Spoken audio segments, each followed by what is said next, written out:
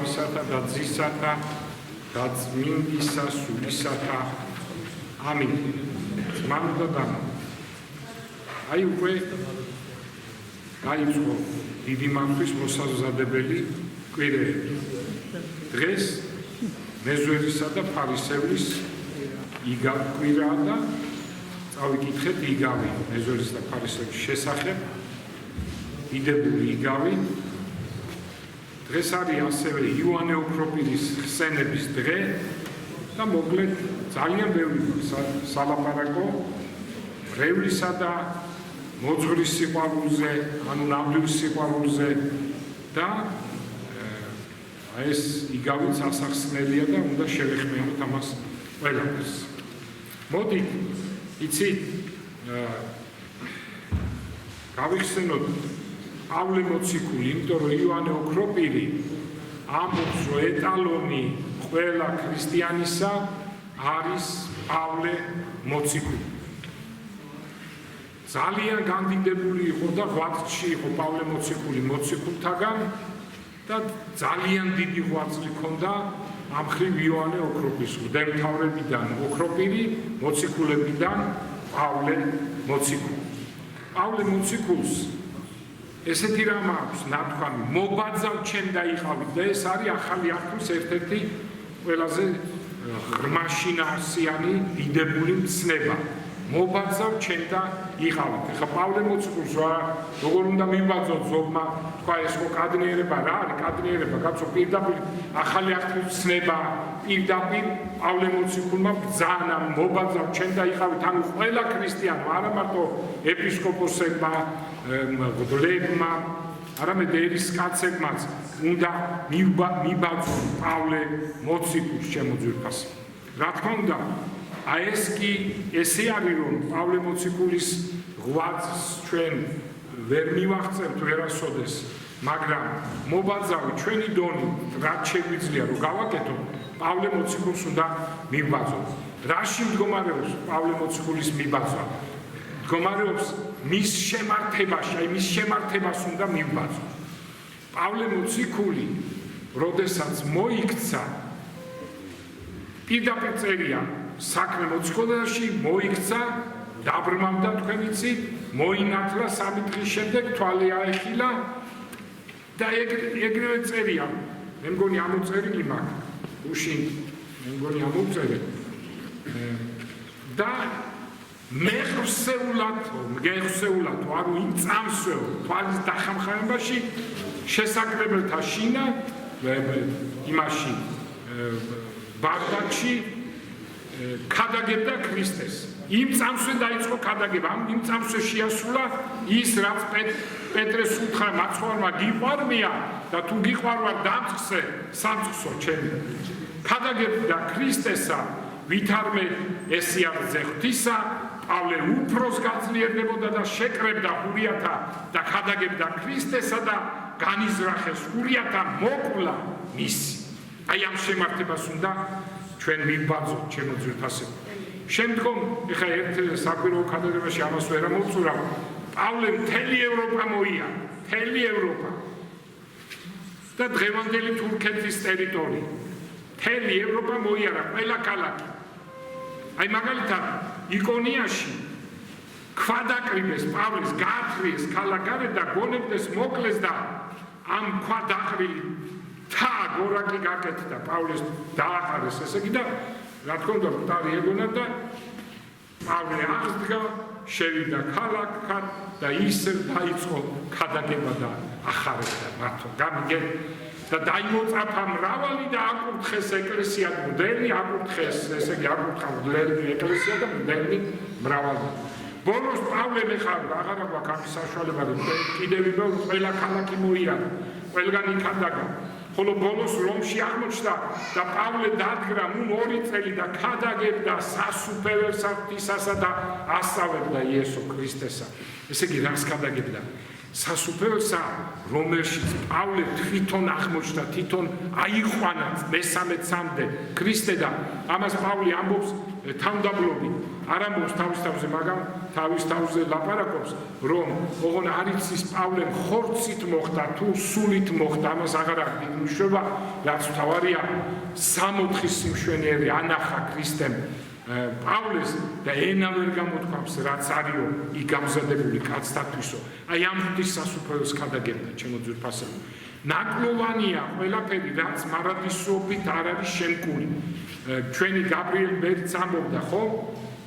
ყველა წმინდა მამას ჰქონდა ეს გამოთქვა, მაგრამ ლამაზად და კარგად გამოთქვა, რომ ჭეშმარიტება სულის უკტავებაშია, ამბობდა გაბრიელი. და მართლაც თუ ადამიანს ყველაფერი ექნა, საერთოდ რთული პიროვნება ადამიანი, რთული ადამიანი, თითოეული ჩვენთაგან რთულია. იმიტომ არის, რომ ოჯახშიც არ არის სიმშვიდე, ოჯახშიც არ არის თანხმობა, ერთსულოვნება არ არის. ყველაზე დიდი ღვაწლი, რაც კი არსებობს ამ ქვეყნად, როცა არსენ დიდმა ყველაფერი უძილობა, ვიზარება, უჭმელობა, როცვა, მარადიული, რა ყველაფერი გააკეთა. ღმერთს უთხრა, რომ ღმერთო ვინმე არისო ამ ქვეყნად ისეთი, რომ ჩემზე მეც აკეთებს, რომ გავიგო, რომ მე დავამატო ეს ღვაწლიო და უფალმა იცი რა უთხრა, ალექსანდრიაში წადიო და იქ ორი ძმის ორი ცოლია შენზე უფრო დიდიო. გესმით, ესე იგი ოჯახში მყოფი, ანუ ოჯახში ხო, აი ბერებზე და ანტონ დიდზე, არსენ დიდზე უფრო მაღლა იდგა ორი ქალი. და როდესაც მივიდა მართან, არსენმა უთხრა, რა ღვაწლი გაქვს და ამათ არც იცოდნენ, არაფერი ღვაწლი არ გვაქვს. გამიგე, ესეც ერთი მთავარი მომენტია, რომ როდესაც ჩვენ რო გავაამპარტავნებით რამეს რო გავაკეთებ და იმავე როგორ ღმერთმა გავამხილა თქვენზე მიმიტითაო და არ ვიცი, მაშინ მოგიყვებით ჩვენ ცხოვრებასო 35 წელიაო ჩვენო ვართ ძმების ცოლებიო ერთ სახში ცხოვრობთო და ერთი ცუდი სიტყვა არ გითქვია ერთმანეთისთვის. ხედავ ჩემ ძვირფასებო რა არის ყველაზე დიდი ღვაწლი და ესე იგი პავლე იყო ატაცებული მესამე და ისეთი ამბები ნახა რომ ენა ვერ გამოთქვამსო და წმინდა მამები ამბობენ რომ რაც კი რა არის სიტყვება ამ ქვეყნად, ხო? აი რო წარმოვიდგინოთ, ზარუხეშად რო წარმოვიდგინოთ, რა არის? ადამიანი რთულია, ესე იგი რთული არსება, ყველაფერი რო კონდეს და უშნო იყოს სიტყვაზე ვამბობ, ხო? მარტო ეს დაამწუხრებს და მარტო ეს ეყოფა წუხია. ესე იგი საჭიროა სილამაზე, საჭიროა ჯანმრთელობა, აბა სილამაზე თუ გაქვს და ჯანმრთელი არ ახარ ადგინდა რამე, მაგრამ თუ ჯანმრთელი გაქვს, ლამაზი ხარ, მაგრამ არაფერი არ გაქვს და ღარიბი ხარ, ხო, ეს დაგწყვეტავს გულს, ესე იგი სიმდიდრეც უნდა კონდეს. მერე თუ ოჯახი არ ყავს, შეგშურდება შვილები რო ყავს, ამიტომ ოჯახიც უნდა კონდეს. მერე შვილებიც უნდა ყავდეს. მერე და ასე შემდეგ და ასე აი რა არის სიტყვება, ხო, მერე კაი ჭამა, ხო, სწორია, კაი ჭამა არის, ხო? ამ ქვეყნიური კარგია, გონჭი შემწვარი რა კაია, ხო? ამას წინათ უყურებდი ვიეტნამელებზე იყო გადაცემა, იქ გონჭი არ ქონია და ნიაკს წვავი. იმათვის შემწვარი ნიაკი და ასე შემდეგ. დასვენება, კაი აგარაკი, ხუთვარსკვლავიანი სასტუმროში წაყვე, აი რაღაცეები ხა რომ მოვიფიქროთ რა არის, კაი. შვილიშვილები, მოფერება, თელია კაი ცოლი, კაი ქმარი, ეს ყველაფერი აღებული ერთათო წმინდა მამები ამბობენ. არის რაღაცა მწარე სასმისი, აი გადააკურთხებ ვერ დალე იმასთან შედარებით, რასაც ღმერთი გვიმზადებს ზეცაში. გესმით, ჩემო ძვირფასებო. ამიტომ ქადაგებდა სასუფეველსა ღვთისასა პავლე და სიყვარული რაში გამოიხატება? უდლისგან თუ და ერისკაცებიდან რაში გამოიხატება თქვენი სიყვარული? უფალმა ბრძანა თქვენ ხართ მარტო ეპისკოპოსებზე და მგლებზე კი არ თქვა, ყველა ერისკაცზე, ყველა ქრისტიანზე, თქვენ ხართ ნათელი სოფლისა. თქვენ ხართ მარილი სოფლისა. აი თითოეული თქვენთაგანი სამსახურში ხართ, ხო? ყველა ასე თუ ისე მუშაობს, ხო? აი თითოეული თქვენთაგანი აი წარმოიდგინეთ, რომ მამაკაცი, რომელიც მუშაობს, თქვა სიტყვაზე სამედიცინო სფეროში, სადღაც ავადმყოფოში, რა მნიშვნელობა სადმე სხვაგან. და რა არის, რატო არის ნათელი და მარილი ქვეყნისა? იმიტომ რომ კაცი არის ცოლის კმაყოფილი, ან ცოლი თუ არა ყავს, ქალებში არც ცოლი რო ყავს და არც ისე არ დადის. შეიძლება დასცინონ ესეთ კაცს თქვა რომ ნახე მაგრამ ყველა ხალი მაინც ფსიქოლოგია ესეთია იტყვის რა მაგარი კაცია შეიძლება არ თქვას ხმა გუნში და გონებაში იტყვის აი ასეთ ხმას ვინატრებდიო იტყვის ესეთი ასეთ პატიოსანსო გამიგე ამიტომ არის ნათელი თითოეული თქვენგანი ეკლესიურად ცხოვრები ადამიანი სადაც არის ნათელი ის შეიძლება თქვენ არ ქადაგებდეთ მაგრამ თქვენი ცხოვრებით უკვე ქადაგებთ იქ სადაც ხართ გამიგე აი ასე უნდა მივებძგავსოთ ჩვენ პავლე მოციქულს და პავლე მოციქული შედიოდა სიკვდილზე მიდიოდა იმიტომ რომ მან ყველაზე ბევრჯერ ქრისტე გამოეცხადა პავლე მოციქულს 3 წელი ამბობს ერთ-ერთ ეპისტოლეში პავლე მოციქული არაბეთის უდაბნოში ცხოვრობდიო და არაბეთის უდაბნოში ღამე ეცხადებოდა ქრისტე 3 წელი ანუ 1200-ზე მეტი გამოცხადება ქონდა მარტო 3 წელიწადში პავლე მოციქულს 1200-ზე და ქრისტე ასწავლიდა ქრისტიანობას პავლეს რა უნდა ეხადაგა ის და მოამზადა და წარმოიდგინეთ ჩემო ძვირფასებო რომ მე აი ამასწილად ფიქრობდი რომ ჩვენ ხო არარაობიდან მოვედით არაფერი არ ვიყავ ხო 1960 წელს ხო ჩემი დაბადების 1960 წელს საერთოდ არ ვარსებობდი და მე მოვედით ქვეყანას და მე მოვედით ხო ასე რომ გაიზრდები ნელ-ნელა რა სამყაროში მოვედით არარაობიდან და ამ სამყაროში რომ მოვედით და უკვე არარაობიდან მოვედით აქედან რომ რა თქმა უნდა ჩვენ სადღაც წავალთ და როგორც წმინდა მოციქულები და პავლე და ოქროპირი გვასწავლის ჩვენ წავალთ მარადიულ ნეტარ ცხოვრებაში თუ ქრისტეს ცნებებს შევასრულოთ ჩემო ძვირფასებო საოცარს ეს ხო მშვენიერი ეს ქვეყანა თუმცა მშვენიერიც არის და ჯოჯოხეთიც არის ხო ეს ვიცი ჩვენ ხო რა ძიმია ქვეყნიური ცხოვრება მაგრამ ტკბილიც არის ხო და აი წავალთ და ჩემო ძვირფასებო აი რას გვიმზადებს და აქ თუ მარადიულობით ვისაც არ წამს მარადიული ცხოვრება ან არ უნდა რომ იწამოს წესით ყველაფერი მზად არის რომ მარადიული იწამო და თუ არ გინდა მაშინ უკვე ნაკლოვანი ხარ რაც არ უნდა იყო ბედნიერი ყველაფრით აღსული სიკვდილი გელოდება და თუ შენ ის წამს რომ მორჩა დახტავდა სიკვდილი გელოდება და ამით თავდება ყველაფერი მაშინ შენ ცხოვრება გავს იცი რა აი გემზე რომ კაი გემზე რომ დროს ატარებ და კაპიტანი რომ გამოაცხადებს გემი იძირება და მიდიათ ახლა მოასწარი და დრო ატარეთო რა არის სატარებელი დრო ხო უნდა ჩაიძირო აი ესია ზუსტად ათეისტის ცხოვრება ტრაგედია ამიტომ ჩვენ ბედნიერები ვართ ამიტომ უნდა ვისმინოთ ვისი თუ არა პავლესი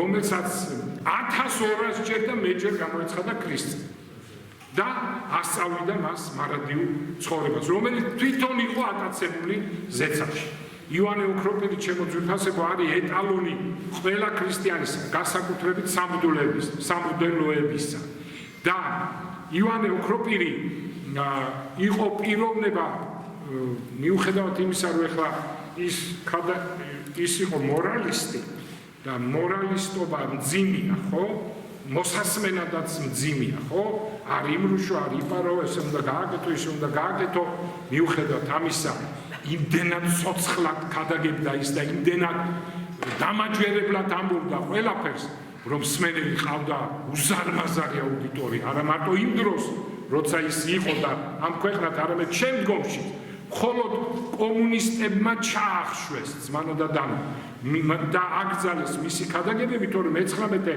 აი 1917 წლამდე ივანე ოქროპირი განდიდებული იყო მთელ სამყაროში უდიდესი იყო მისი ღვაწლი და ავტორიტეტი მთელ სამყაროში თვით რა თქმა უნდა კათოლიკურ სამყაროშიც უდიდესი ავტორიტეტი იყო ის მაგრამ რადგან მაინც აღმოსავლეთის ეკლესიის წარმომადგენელი იყო კათოლიკება უფრო ამოწიეს ნეტარი ავგუსტი დასავლეთის ეკლესიის წარმომადგენელი იყო ამ განყოფის შემდეგ მაგრამ რა თქმა უნდა ოქროპირი ისედაც დიდი ავტორიტეტი იყო და თვით პროტესტანტული სამყაროს მამამთავარი ესე იგი მარტინ ლუთერი პირდაპირ არ ამბობდა რომ მისი ქადაგებები იყო ან ოქროპირის და მისი ქადაგებები იზეპირებდა და ისე ქადაგებდა იმდენად დიდი ავტორიტეტი იყო პროტესტანტულ სამყაროშიც მაგრამ ნუ მე ამათვა უარყვეს მაგრამ მარტინ ლუთერი რასაც გადაგებდა, სულ ოქროპირიდან გადაგებდა, აი მორალისტურ საკითხს. ასე რომ ჩემო ძვირფასებო, ოქროპირი იყო პიროვნება, რომ სოფლიო ისტორიაში არ არსებობს, არა მარტო სასულიერო პირები, არამედ პოლიტიკოსებიც, შემდგომ სპორტსმენებიც, მხატვრებიც, ყველა სფეროს წარმომადგენლები, ვინც კი ავტორიტეტი და დიდი იყო ვინმე, მათ შორის მსახიობებიც, ესეთი შეხვედრა, ესეთი დიდი განდიდება არ ქონია არავის. მაგალითად, ესეთი ოქროპის უყვარდა ძალიან ოლიმპიური თამაშებიდან მაგალითების მოყვანა, განსაკუთრებით ჭიდაობის და ასე შემდეგ ჩვენც რაღაცნაირად მოვიშველიო. პელესაც კი ჩემო ძვირფასებო არ შეხვედრია მთელი ბრაზილია ისე, როგორც იოანე ოქროპირი შეხვდა მსოფლიოს მაშინ დედაქალაქ კონსტანტინოპოლში, მთელი კონსტანტინოპოლი. ანუ როგორ იყო იცი, როცა გაიგო არკადი მეფემ და არკადი წარმოშობით იმპერატორმა, ესე იგი ქართველი იყო წარმოშობით, არკადი თეოდოს დიდის შვილი იყო, თეოდოს დიდი იმპერატორი, წარმოშობით იბერიელი, წარმოშობით ქართველი. და არკადი მეფემ რო გაიგო იოანე ოქროპირი ანტიოქიდან მოყავდა უკვე რამოდენიმე კილომეტრი დარჩა კონსტანტინოპოლში უკვე სანამ შემოვაო მთელი ამალა და მთელი კონსტანტინოპოლი კი არ დაელოდნენ ოქროპის აი თქვა როგორც პელეს დაელოდნენ რო შესულიყო ბრაზილიაში არამედ მთელი კონსტანტინოპოლი რამოდენიმე კილომეტრი გავიდა ქალაქიდან და იქ შეხვდა და ათებული ჩირაღდნებით შემოიყვანეს ოქროპირი. გამიგეთ? რა პიროვნება იყო ჩემო ძვირფასებო იოანე ოქროპირი და იოანე ოქროპირი იყო დღეს ზუსტად ამის ხსენება იყო ესე იგი დასაფლავებული საქართველოში, კომაში, სოფლიდან 15 კილომეტრი, სოფელ კომაში. დღესაც მისი აკლდამა და 32 წლის შემდეგ არკადის შვილმა თეოდოს მცირემ გადმოასვენა საქართველოდან კონსტანტინოპოლში იოანე ოქროპირი და გადმოსვენების აი დღეს აი ეს ხსენება ზუსტად გადმოსვენების და იოანე ოქროპირი როცა დაასვენეს აია სოფიაში 32 წლის როგორც 32 წლის მე როგორც სპირიდონ ტრიუმფუტელი უხრწნელა იცი თქვენ მისი მარჯვენა ხელი შენახულია უხრწნელა და ოქროპირი გადმოასვენეს არკადი თეოდოს მცირემ დაიჩოქა და თხოვა პატიება, იმიტომ რომ მისმა მამამ და მისმა დედამ შეუწყეს ხელი მის განდევნას და გვაპატიე ჩვენო ჩემ მშობლებს აპატიე მემაპატიე მთელ კონსტანტინოპოლს აპატიო და 32 წლის გარდაცვალება იოანე ოქროპირმა აწია ხელი და თქვა შეგინდოთ მერთმაო და გადასახადი ჯვარი საოცრებაა ჩემო ძვირფასებო და აი ჩვენი მაგალითი ზუსტად არის ჩვენი მაგალითი ეტალონი რომ მივბაძოთ არის პავლე მოციქული და არის იოანე ოქროპირი. ეხლა როდესაც დღეს მე პავლე მოციქულის ამ დღეებში გადავხედე სად რომში, თესალონიკში, სადაც გადაგებდა უცებ მე-9 საუკუნის ჩვენი უდიდესი წმინდანი ილარიონ ქართველი გამახსენდა, იმიტომ რომ ის ადგილებია ზუსტად რომში, სადაც პავლე გადაგებდა თესალონიკში და ამ ადგილებში გადაგებდა და როდესაც ოლიმპის მთაზე ქართველები მიიყვანა ბერები ილარიონ ქართველმა ეს უნდა ჩავთვა აუცილებლად ჩემო ძვირფასებო როდესაც მიიყვანა და განმარტოვდა ერთ გამოქვაბულში მაშინ ოლიმპის მთის წინამძღვარმა ბერძენმა წინამძღვარმა რო გაიგო რომ ქართველები მოსულან და გამოქვაბულში ლოცულობენო ქართულად ესე უთხრეს გაბრაზდა ბერძნები იცით ხო რაღაცნაირად რა თქმა უნდა არა ყველა გადასარევი ხალხია და ბევრი ძალიან მოყვარული საქართველოს აქვთ ეს რაღაც კონდაქტ უფრო ძველად ეს რაღაც შოვინისტული და მიაჩნდათ რომ მარტო ბერძნული იყო ესე იგი ენა და დანარჩენი ენა ბარბაროსული იყო და ასე შემდეგ იმიტომ იყო იოანე ზოსიმოვი რომ დაწერა საიდუმლო დიდას ენას ქართულსა შინაო და გახსოვთ ეს ლექსი თქვენ და ულუმპოს მთაზე მათ ხო და მივიდა და უთხრა აბა დატოვეთ ეხლა გამოქვაბული და მოკლედ წაეთრე და გაეთრეთ აქედან ქართულ ენაზე არ დავინახო აქ წირვა ლოცვა და ეს ლოცვა და მაშინ ილარიონ ქართველმა ითხოვა ერთი ღამე გაგვათევინეო და მერე წავით ხვალო და კარგიო ამაზე დათანხმდა და იმ ღამეს ულუმპოს წინამძღვარს მონასტრის წინამძღვარს ეცხადება ღვთისმშობელი და ნახეთ რა შეუნება ღვთისმშობელი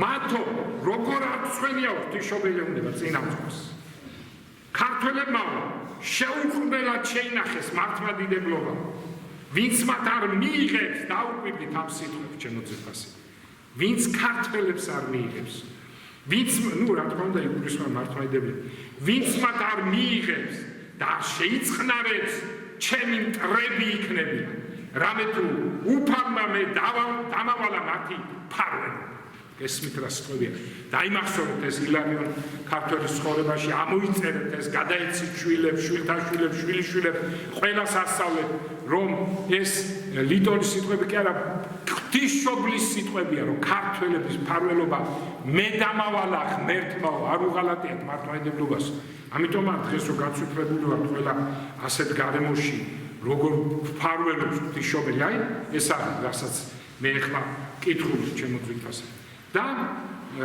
დღეს ესე იგი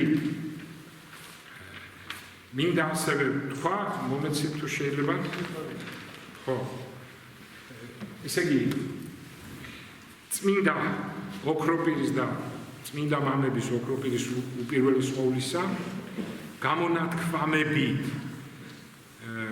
ჩვენი ქადაგებები იკაზმება ლამაზდება ჩვენი ქადაგებები ოქროპირის და წმინდა მამების მოყვანილი სიტყვებით ხო თორე ჩვენ ახლა ასკეტული გამოცდილება რა უნდა ვიქადაგოთ ხო მე მახსოვს იცი რა გამახსენდა ეხლა უკვე ჩემი მეხსენება ისეთი აღარ არის და აი ადრე რაღაც 1-2-3 წლის ხვდები რო ვიყავი და მერაბ კაკაბაძე ჩვენი მრევლი მე მგონი აქ არის თუ არ არის დღეს ერთხელ ხო მაშინ ვიდეო ახალი იყო და რაღაც ფილმი გვინდოდა გვეჩვენებით და მე რა თქვა მე მაგ ვიდეო და 90-იანი წლებია თუ მანამდე კიდე არც მახსოვს და სადაც 80-იანი წლების ბოლო უფრო და 90 წლის და რაღაც ესეთ პერიოდია და წავედით ამ ფილმის სანახავად რაღაც რელიგიური ფილმი იყო დოკუმენტარული და მერაბისთან უნდა გვენახა და 20 მრევლი წავიყვანე მახსოვს ესე და მე სუფრა იყო და მე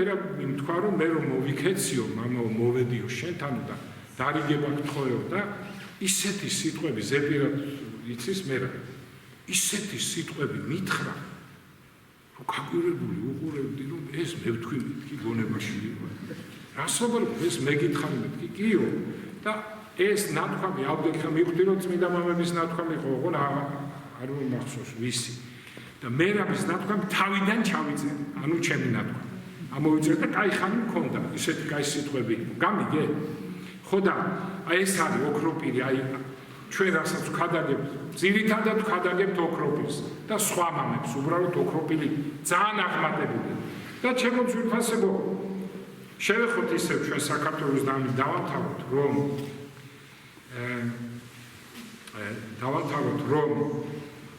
თქვენ ხედავთ დღეს რა ფაზაში გადადის კაცობრიობის ისტორია რაღაც საოცრებები მოხდება რა იმიტომ რომ ესე იგი აი წარმოიდგინეთ რა უცნაური ამბები ხდება ტრამპი პირველივე დღეს როცა მოვიდა ამბობს კანადა ჩემი პანამა ჩემი გრენლანდია ჩემი